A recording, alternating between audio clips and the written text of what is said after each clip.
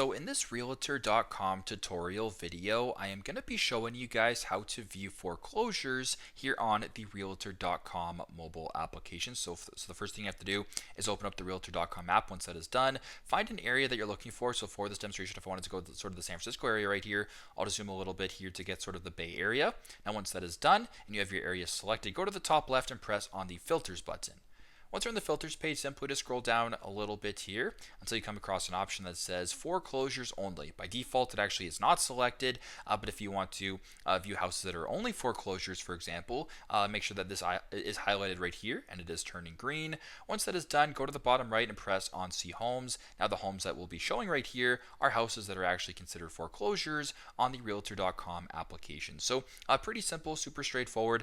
This is how to view foreclosures here on the realtor.com application. Thanks again for watching, and I hope this video helps.